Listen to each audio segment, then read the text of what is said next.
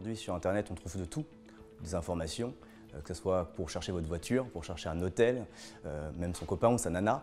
Voilà. Et en fait, je pense que le recrutement s'est dit, si on trouve toutes les informations possibles dans tous les secteurs, pourquoi pas le nôtre? Avant, tout était géré par papier, même les annonces, le CV.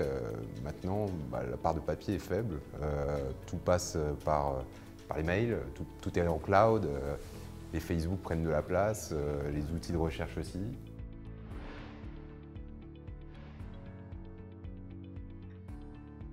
C'est vraiment toute une génération d'innovateurs qui souhaitent bousculer et repenser la grande machine de l'emploi. Dans les RH, je pense qu'aujourd'hui, comme dans toutes les verticales des grands groupes, il y a cet enjeu de transformation digitale, de numérisation. Et ce qui est particulier avec les ressources humaines, c'est que le propre de la ressource humaine, c'est de placer l'être humain, l'homme, au milieu de ces problématiques. Et face à cet homme, il y a cette idée de se dire qu'il va falloir numériser les choses. Cette volonté de transformation, elle est partout.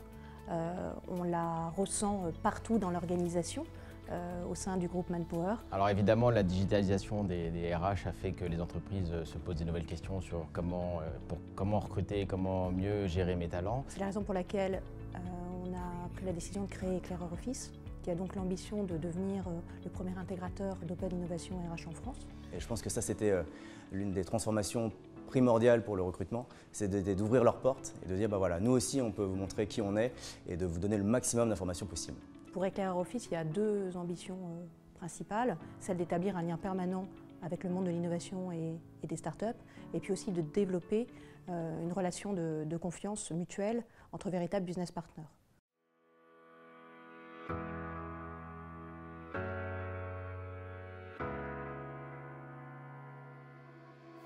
Il y a une dizaine d'années, une quinzaine d'années, ce qui était attractif dans une entreprise, c'était la stabilité, la pérennité, cette quasi-assurance d'avoir un parcours qui était un parcours tout tracé et qu'on allait pouvoir faire une carrière longue dans l'entreprise.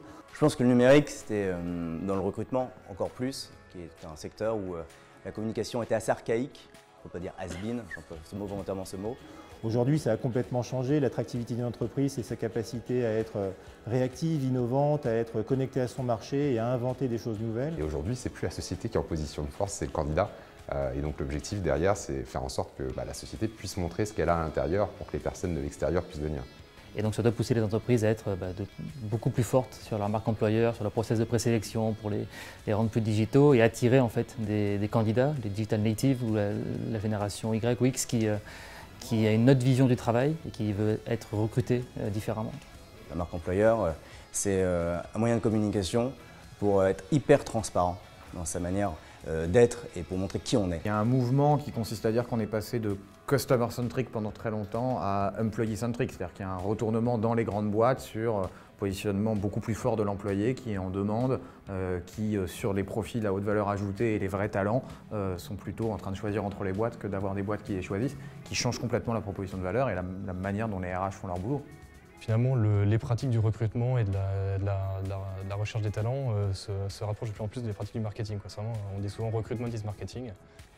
Je dirais qu'aujourd'hui, la marque employeur à l'époque, c'était juste une image sur le marché. Il y a quelques années, il y a 5-10 ans, c'était une image. Quelle est mon image sur le marché en tant qu'entreprise? Aujourd'hui, ils considèrent les candidats comme des clients potentiels. Un candidat égale client. Client parce qu'ils achètent et en même temps, ils sont candidats potentiels. En gros, si on doit résumer la marque employeur, c'est montrer à l'extérieur ce qui se passe à l'intérieur. Le pouvoir, le rapport de pouvoir est juste complètement basculé vers un truc très public. Je dois gérer ma marque employeur comme je gère ma marque tout court, avec des risques de bad buzz, avec la volonté de la faire monter. Donc c'est pareil, ça change complètement le métier de ces gens-là qui étaient très internes et qui deviennent très externes.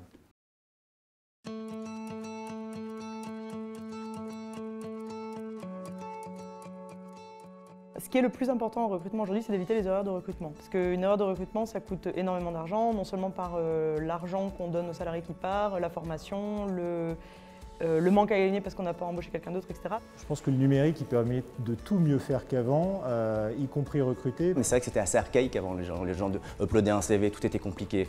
Il n'y avait pas d'intranet, personne n'était au courant de comment recruter, qui on devait rencontrer, etc. Voilà. Aujourd'hui, il y a une palette d'outils pour les recruteurs pour mieux recruter. Évidemment, on parle de data, on va croiser des informations, on va pouvoir faire des recherches sur Internet pour savoir quel est le parcours exact du candidat. On peut croiser de l'information. Donc globalement, le numérique, ça devient une source d'information qui est pléthorique. On a de plus en plus de données à traiter, donc plus en plus d'informations à disposition. La vraie question et le véritable enjeu, c'est comment on va être capable de rationaliser tout ça. Le problème quand on fait du big data sur le recrutement, c'est que tout le monde veut en faire. Personne ne sait vraiment comment l'implémenter et aujourd'hui encore, il y a beaucoup de questions qui se posent sur l'utilisation réelle. Matcher les bonnes personnes juste via un algorithme, je pense que non, puisqu'un algorithme peut analyser un CV, peut analyser des compétences, mais il ne peut pas vraiment analyser une personne. Il ne faut pas oublier que le recrutement fait partie des ressources humaines. Dans les ressources humaines, il y a humain et cette intervention est vraiment importante. Par contre, du recrutement avec un suivi sur plusieurs mois après l'entrée dans l'entreprise et en tirer une règle générale, oui, ça j'y crois clairement.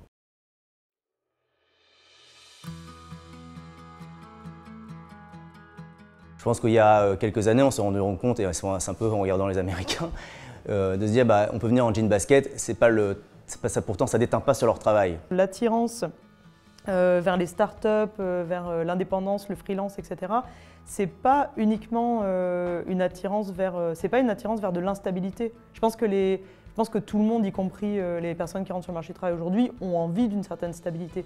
Par contre, je pense que tout le monde a envie d'une certaine liberté. Aujourd'hui, on va avoir des collaborateurs d'entreprise qui vont pouvoir choisir quel est le bon terminal, personnel ou professionnel, quel est le bon endroit, le café ou le bureau ou une salle de réunion, pour pouvoir être en meilleure capacité de productivité. Et ce choix-là, aujourd'hui, il est rendu possible par un changement d'approche de la conception du management en entreprise, c'est-à-dire qu'on accepte le home office, on accepte le télétrravil. Il y a peut-être 10 ans, 15 ans, un manager, c'était quelqu'un qui donnait la direction à suivre et qui donnait les étapes à exécuter les unes après les autres pour y arriver. Maintenant, une image classique, c'est quelqu'un qui donne la direction à suivre et qui dit « Ok, voici le but à atteindre. Bon, comment est-ce que vous pensez qu'on va y arriver et trouver la solution ?» On accepte de laisser, entre guillemets, le collaborateur libre et responsable de faire ses choix, uniquement avec comme seul curseur, comme seul indicateur, la performance. Est-ce qu'au final, il a pu faire le travail qu'il avait à faire? Si oui, alors on n'a pas forcément besoin de donner des contraintes sur la façon d'aborder les choses. L'ouverture, c'est ce qui est le plus important finalement, parce que là on parle des collaborateurs, mais il y a aussi pour le manager ce qu'il en retient, ce qu'il en ressort. Et c'est peut-être finalement aussi ça qui est le plus important, c'est finalement cette réciprocité qu'il y a entre le collaborateur et puis le manager. C'est l'ouverture qu'il peut y avoir des deux parties.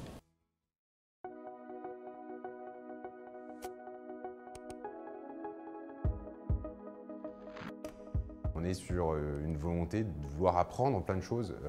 Je pense que le mot d'ordre, c'est vraiment apprendre. Ils veulent apprendre des choses. C'est pas seulement arriver à accomplir une tâche, c'est accomplir un projet, le dépasser, avancer.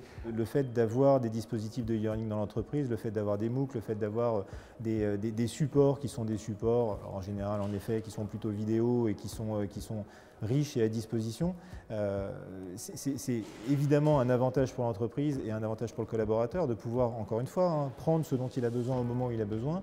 C'est de la consommation instantanée qui est en phase avec le besoin présent. Les entreprises ont plus que jamais intérêt à investir dans la formation, tout court, puisque dans un monde qui change plus vite qu'il n'a jamais changé, il faut que les collaborateurs puissent monter en compétences et la digitalisation est un vrai sujet.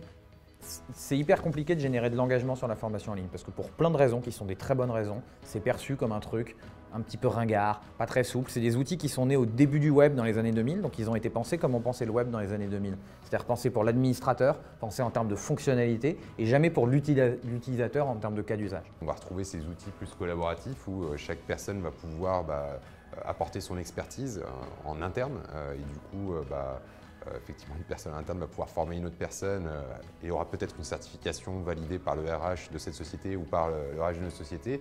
C'est qu'aujourd'hui, on se lasse très vite, on est un peu dans la culture de l'instantanéité. La palette possible de formation, elle s'est élargie. Ça peut être du présentiel comme avant, ça peut être du digital via des tutos, via des MOOC, via des différents types de canaux pour se former. Aujourd'hui, les jeunes font de tout et de rien, essayent de picorer, se forment, puis ils ont des aspirations qui évoluent. Voilà, donc c'est hyper important de se former tout au long de la vie. Il est vraiment important pour un groupe comme le nôtre et ces jeunes entrepreneurs qui investissent effectivement la chaîne de valeur sur la technologie RH, de trouver un terrain d'entente et de multiplier les collaborations.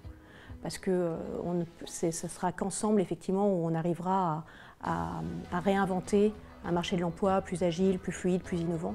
Et c'est vraiment ensemble parce qu'on est très complémentaires que cela va se passer.